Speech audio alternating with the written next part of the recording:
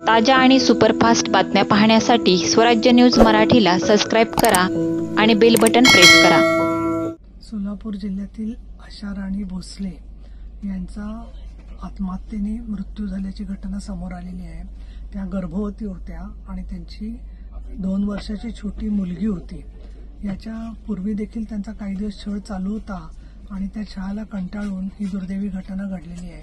सोलापूर जिल्ह्याचे पोलीस अधीक्षक श्री अतुल कुलकर्णी यांच्याशी माझी चर्चा झालेली आहे आणि यामध्ये हत्या आहे का आत्महत्या आहे या संदर्भामध्ये अजून खोल चौकशी आणि पीएम रिपोर्टच्या सोबतच केमिकल अनालिसिस आल्यावरती त्या संदर्भात निर्णय होऊ शकेल। त्याचबरोबर छोट्या मुलीचा ताबा माहेरच्या लोकांना घ्यायची तयारी असेल तर तशी कोर्ट ऑर्डर ताबडतोब करून घेणं गरजेचं आहे। याच्याकडे मी त्यांचं लक्ष वेधलेलं आहे।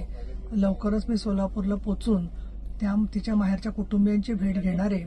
पोलीस तक्रार करून सुद्धा जर का त्याच्यावर प्रतिबंधात्मक कारवाई झाली नसेल किंवा तिला न जुमानता नवऱ्याने छळ चालू ठेवला असेल तर याची सुद्धा नोंद घेऊन कडक कारवाई होण्याच्या दृष्टिकोनातून ते महत्त्वाचं ठरेल असं दिसतं।